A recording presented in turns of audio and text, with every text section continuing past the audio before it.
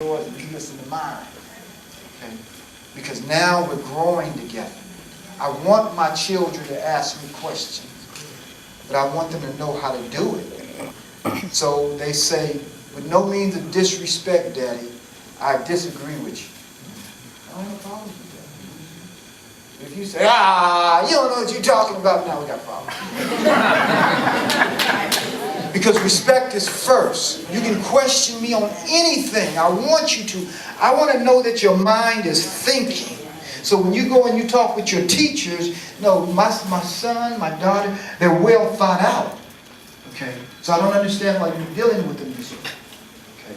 So we want them to say, with no means of disrespect, sir. Then you can question anything.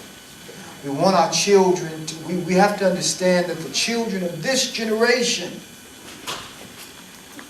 is going to lead, and they're also going to take care of us. So the precedent that we set in place is valuable. Peer pressure is so strong, that's the number one thing that's going to lead your child astray into drugs, into craziness and stupidity. They get up to college, and the thing that's going to get them off track is peer pressure. So how we deal with peer pressure, ladies and gentlemen,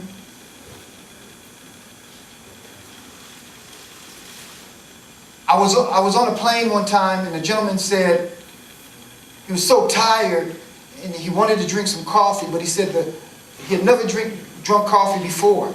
And the stewardess said, well, you know, have some coffee and it refreshes. He said, no, I don't like the taste. She said, well, put a little sugar in it. And if that don't work, put a little more sugar in it. And so what I'm saying is, ladies and gentlemen, peer pressure is going to come at our children. Because we told them about Santa Claus. We told them about the Easter Bunny. We told them, and they found out. So we got to make up for that. The way we do that is by applying love. You realize some young men have never heard nobody say, I love you. They've heard the word love, but there's some youth and children that have never had nobody say, I love you. And it's hard for a child that's going outside his door to go to school in a world that's difficult, and you've never heard those words towards him. So we got to write it on the walls. We've got to learn the language of love ourselves and start saying it till it start oozing out of the walls. We got to know that our children got to know that my mama and daddy love me because they tell me all the time, son, I love you. Son, I'm expecting great things out of you. I tried to teach it to you, now we're expecting great things out of you. It's interesting because the masterpiece that we've created, that God has allowed us to get involved in creating masterpieces. But it takes two to do that. And I can identify with the part that I put in. But sometimes we can't identify with the part the other person, our other partner has put into this masterpiece of creating them. And so that's why we have to just trust God.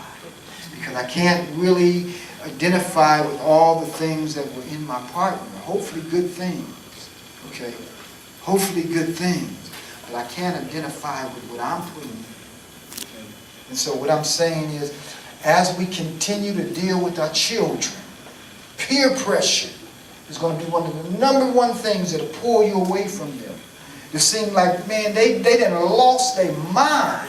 I done fed this boy, clothed this boy, taken care of him all of his life. Now he's listening to them like they're the brightest, most intelligent people on the planet, and they really don't care anything about them. How do we get that back?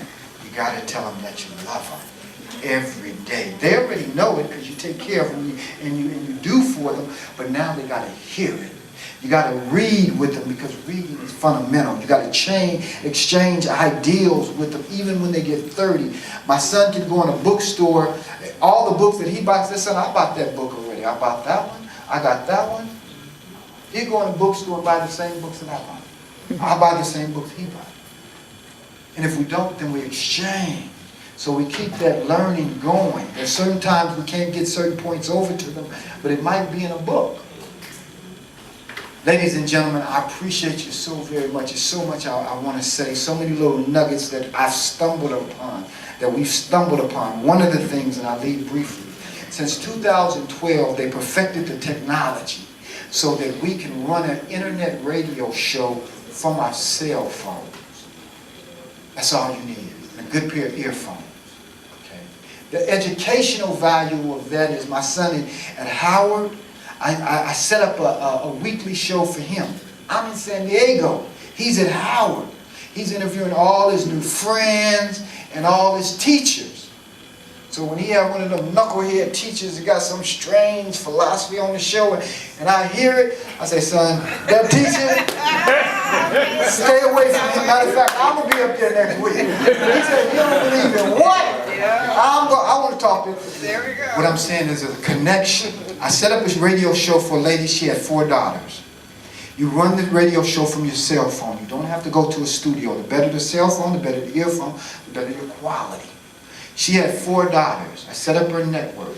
That means she can set up a different show every day. She set up a show with her 4 daughters, and she co-hosting that show with her daughters. 4 different shows.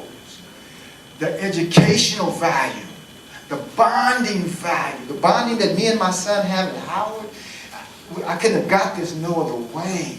I can meet all his friends. I can listen to them. I set up a show with 4 girls that's getting ready to go to college.